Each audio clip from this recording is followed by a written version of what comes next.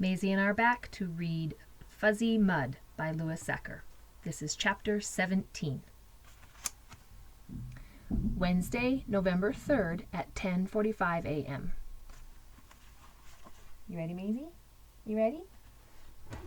By the time Tamiya made it back to Mrs. Filbert's, the class had already moved on to math. There were only 2 inflated balloons taped to the bulletin board. She learned later that only Sam and Roshona had succeeded with their how to blow up balloon instructions, and according to Hope, Miss Filbert had had to fudge just a little bit to get those to work. Throughout the morning, Tamiya felt a pang of disappointment every time she glanced up at the 2 balloons. She was sure she could have had a balloon up there too, and with no fudging. She had to write left-handed, which was nearly impossible. Even if it was math, she had a terrible time just trying to make the number 2. "So what's wrong with your hand?" Hope asked her. "I'm not supposed to eat peanut butter," she whispered. "Peanut butter makes your hand bleed?" She shrugged. She didn't want to talk about it, not with Hope, but she didn't think her rash had anything to do with peanuts or peanut butter. It had to be the fuzzy mud. 2 times 4,096 equals 8,192. 2 times 8,192 equals 16,384. Plastic bags were no longer allowed at Woodridge Academy, and no one past the 2nd grade would be caught dead holding a lunchbox. Tamiya and her friends carried their lunches in reusable cloth sacks. Monica's was black with a rhinestone peace sign. Hope's was also black with a red heart. Tamiya's was plain, white frayed around the edges from its many trips through the washer and dryer. The girls headed down the stairs toward the lunchroom. "If they ask you about why your hand is all bandaged," Hope said, "don't tell them it's a rash." Tamiya didn't know who they were. She figured Hope was just talking about the other kids in the lunchroom. "Rashes are gross," Monica agreed. "Tell them you stabbed yourself with a pencil," said Hope. "That's gross too," Tamiya pointed out. "But it's the kind of gross that boys like," said Monica. Tamiya still didn't know what they were talking about. Summer, who was in the other 5th grade class, was waiting for them just outside the lunchroom. "What happened to you?" she asked when she saw Tamiya. "She stabbed herself with a pencil," Monica answered, before Tamiya could say anything. Summer looked very worried. "Why?" "Just because," said Hope. "Not really," Tamiya whispered. The 4 girls entered the lunchroom. "Act like you don't know they're there," Monica said as she set out toward the same table where they had sat the day before. The older boys were already there. The lunch period for the upper grades began 14 minutes before that for the middle grades. Tamiya was relieved not to see Chad with the group of boys, although she was curious where he was. Looking around, she didn't see Marshall either. She hoped nothing bad had happened. "Don't look at them," Monica sharply whispered. "We're just sitting where we always sit," said Summer. "If they happen to be there too," said Hope, "well, that's just coincidence." Tamiya bit her lip. She wondered when her friends had decided that they'd sit next to the boys again. Or maybe they hadn't talked about it. Maybe it was one of those things she was just supposed to know. The girls stepped over the benches and sat down at the table without even glancing at the boys. Tamiya kept her eyes down. "What happened to her?" asked one of the boys. Summer turned. "Oh, hi," she said, as if just noticing the boys were there. "Tamiya stabbed herself with her pencil," said Monica. She smiled at the boy. "It went right through her hand," said Hope. "In one side and out the other." "Cool." Tamiya examined the contents of her lunch and didn't look up. She knew they were all staring at her. If she could have, she would have crawled inside her sack. "Didn't it hurt?" asked the boy next to her. Tamiya's heart was beating very fast as she continued to concentrate on her lunch. She had a sandwich, a juice box, a granola bar, and a container of sliced fruit. "Course it hurt," said Summer. "What do you think?" The boy touched Tamiya's other arm, just above the elbow. "Why?" he asked. It took all her courage to turn and look at him. "Why not?" she replied. The boy continued to stare. He was obviously very impressed. She smiled. At least nobody thought she was a goody two-shoes anymore. "So did you guys hear about Chad?" asked one of the other boys. Tamiya felt as though she'd been jolted by 1,000 volts of electricity. "What about Chad?" she asked. "He's gone," said the boy next to her. "He's been missing since yesterday afternoon," said another. "He never made it home." All the boys were talking at once. "The police are looking for him. He's probably in jail somewhere. He'd already stolen, like, 10 cars. Tamiya's head was spinning. Again, she looked around the lunchroom for Marshall.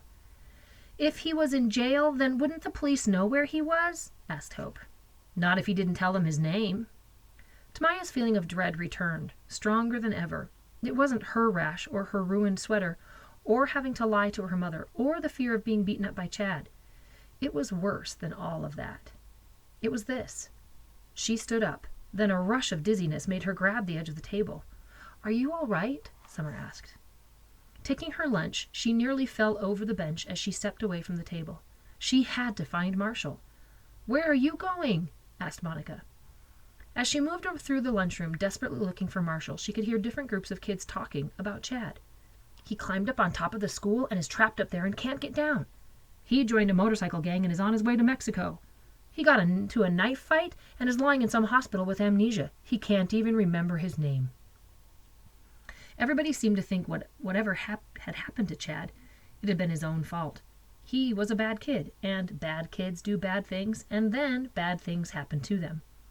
Nobody suspected that it was a good kid who was really to blame. A goody two-shoes with perfect attendance who had done only one bad thing in her whole entire life. Tamiya went down the hall and pushed open the door. She felt a wonderful blast of cold air. She took a deep breath as she looked out past the soccer field to the woods. Chad was out there somewhere. She was sure of it. How else could she and Marshall have gotten away from him so easily? It was because she had smashed the glob of fuzzy mud into his face. Deep down, she must have known it all along.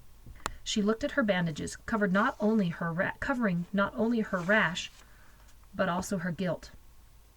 Whatever was happening to her hand, Chad's face had to be 10 times worse. She spotted Marshall. He was playing basketball with a group of boys. She had never been so relieved to see anyone. "Marshall!" she shouted, then ran toward the game, calling his name 2 more times. He glanced at her as she neared the court, but then kept on playing. "I have to talk to you." He ignored her. Boys were running up the court. The basketball flew through the air and bounced off the rim, and then the boys were running the other way. "Oh, come on," she exclaimed. She knew he didn't want her talking to him at school, but that didn't even make sense anymore. For the last 2 days, they'd been eating lunch with the older boys. If they weren't embarrassed to be seen with her, why should he be? It wasn't like anyone would accuse him of having cooties. "It's important," she yelled to him. Someone threw him the ball. He caught it, took a quick look at her, and then dribbled twice and passed it to someone else. The boys were all down to their shirts.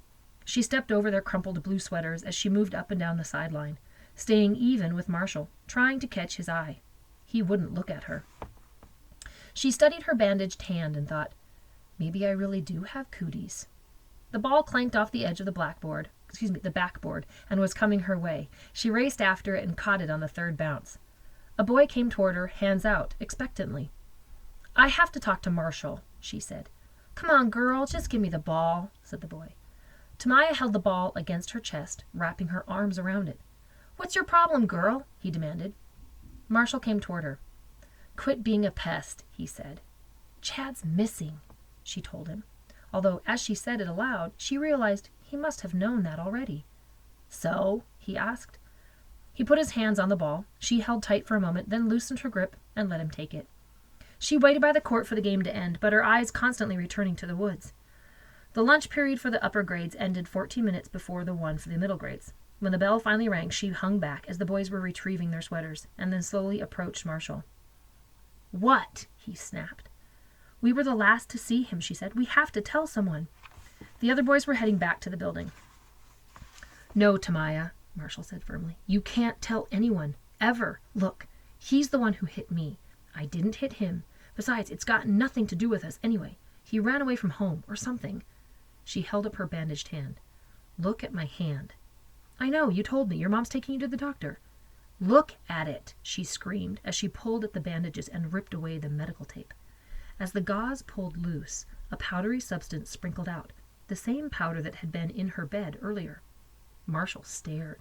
Even Tamiya was stunned by how much worse her rash had gotten, just since Mrs. Latherley had treated it. Huge blisters, bleeding and crusted over, now covered the entire area, from the tip of her fingers down past her wrist. Smaller bumps extended halfway to her elbow. "That's really bad," said Marshall. "The mud in the woods," Tamiya said. "I think it's dangerous. I picked it up with this hand and then smashed it into Chad's face." She was afraid she was about to cry, but fought it off. "Into his face!" she screamed. "So? Why do you think he didn't chase after us? He's still out there, and it's all my fault." "You don't know that for sure," said Marshall. "I have to tell Mrs. Thaxton." "No, you can't," Marshall insisted. "I already told her that I didn't see Chad yesterday. What are you going to say? We walked home together, and you saw him, but I didn't? Think about it, Tamiya." "Oh, now I remember, Mrs. Thaxton. I did see Chad yesterday. He beat me up in the woods. I just forgot." "I have to tell somebody. It's just Mud. And anyway, I heard he joined a motorcycle gang and is on his way to Mexico." "You know that's not true," said Tamiya. "I don't know anything," said Marshall, "and neither do you." He turned away from her. She stared after him as he headed to the building. He never looked back once. 14 minutes later, Tamiya was still out by the basketball court when the bell rang for her to go in. She didn't know what to do. She didn't want to get Marshall in trouble, but somebody had to do something. She remained there, motionless, as kids all around her returned to the building. Once again, she gazed out into the woods. She took a step toward the soccer field, then another. She walked slowly at first, but her pace increased with every step. She tried not to think about Mrs. Filbert or Mrs. Thaxton, and she started to run. Her lunch sack swung from her hand. She was glad she still had it. Chad must be hungry. 2 times 16,384 equals 32,768. 2 times 32,768 equals 65,536.